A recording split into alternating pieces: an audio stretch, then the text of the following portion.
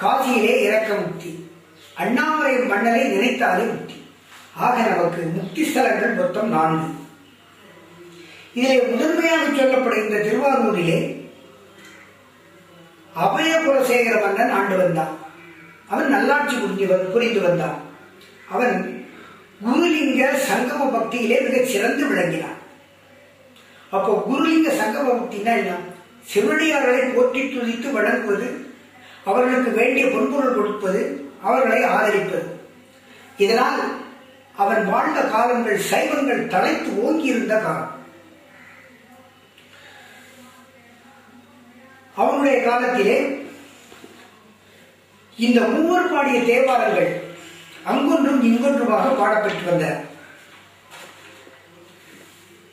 திருஞான சம்பந்த பெருமான், திருநாவுக்கரசு நாயனார், சுந்தரமூர்த்தி சாமிகள் பாடியதை அங்கொன்றும் இங்கொன்றுமாக பாடி வந்தார்கள்.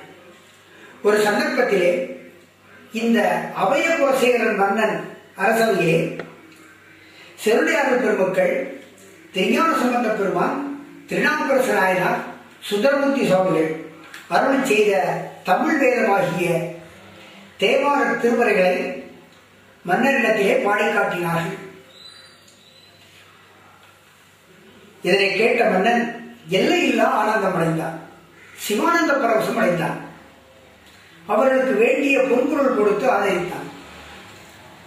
ஐயா, உங்களுக்கு இந்த மூவர் பாடிய தேவாரங்கள் முழுமையாக தெரியுமா என்பதாக கேட்டான். மன்னா, எங்களுக்கு தெரியாது.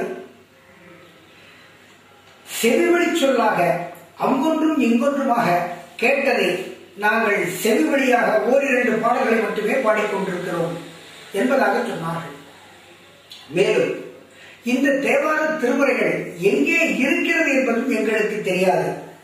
ஆகையினால் தாங்களே அதை கண்டறிந்து ஆலயங்களிலே பாடுவதற்கு ஏற்பாடுகள் செய்து தர வேண்டும் என்பதாக சொல்லுகிறார். இந்த சிவனடியாருடைய விண்ணப்பத்தை முழுமையாக ஏற்றுக்கொள்கிறான் மன்னன். திக்கட்டு திசைகளிலும் ஆட்களை அனுப்பி தேட ஆரம்பிக்கிறான். மன்னன் எவ்வழி, மக்கள் அவ்வழி. மன்னனும் தேடினார்கள், மக்களும் தேடினார்கள். இந்த பணியானது தொடர்ந்து நடந்து கொண்டே இருக்கிறது. திருநாரையூரிலே ஆதிசைவர் மரபிலே பொல்லாப்பிள்ளையார் என்பதாக ஒரு விநாயகர் பெருமானுக்கு ஒருவர் பூஜை செய்து வருகிறார். புல் என்றால் ஆயுதம், பொல்லுதல் செதுக்குதல் என்பதாக பொருள். அப்போ ஆயுதம் இல்லாமல் செதுக்கப்பட்ட விநாயகர் சுயம்பு என்பதாக பொருள். அதை வடமொழியிலே சுயம்பு என்று சொல்லுவார்கள். இது தான் தோன்றி விநாயகர், தானாகவே பூமியிலே இருந்து முளைத்த விநாயகர், தான் தோன்றி விநாயகர். இந்த பிள்ளையாருக்கு இந்த ஆதிசேவர் தினந்தோறும் பூஜை செய்து வருகிறார்.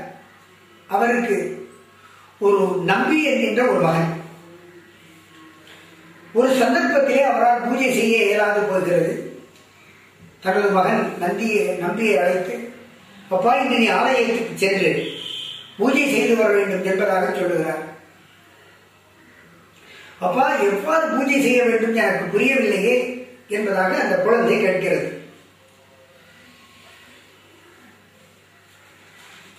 பக்கத்திலே இருக்கிற குளத்திலே இருந்து தண்ணீரை எடுத்து அபிஷேகம் செய்து ஆடை அணிவித்து மலர் மாலைகளை சூடி திருவுரு செய்ய வேண்டும் என்பதாக சொல்லுகிறார் அந்த ஆதிசேவர்.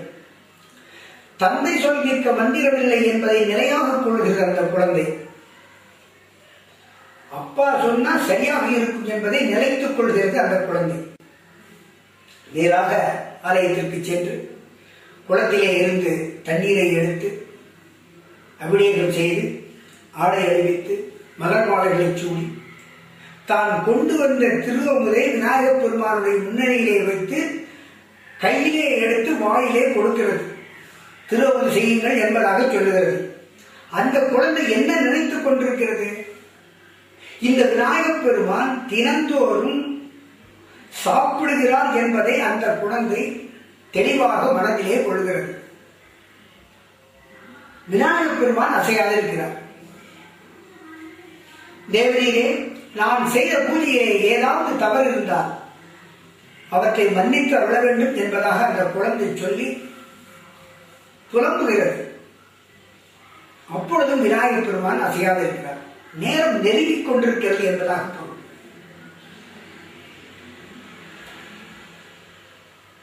இந்த திருவதை இப்பொழுது நீ செய்யாவிட்டால் இந்த தலையை இந்த கல்லிலே மோதுவேன் என்பதாக சொல்லுகிறது அந்த குழந்தை. சொல்லி அதை செயலாக்கி காட்டுகிறது. ஒரு நம்பி என்று விநாயகர் பெருமான் தடுத்து ஆட்கொள்கிறார்.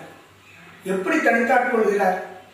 தலைக்கும் கல்லுக்கும் நடுவிலே துதிக்கையை கொடுத்து தடுத்து ஆட்கொண்டதால் அவர் அன்று முதல் நம்பியாண்டார் நம்பிகள் என்ற பெயர் மாற்றம் ஏற்படுகிறது. விநாயகர் பெருமானை நம்பி தடுத்து அவர் ஆட்கொண்டதால் அவர் நம்பியாண்டார் நம்பிகள் என்ற பெயர் மாற்றம் ஏற்படுகிறது.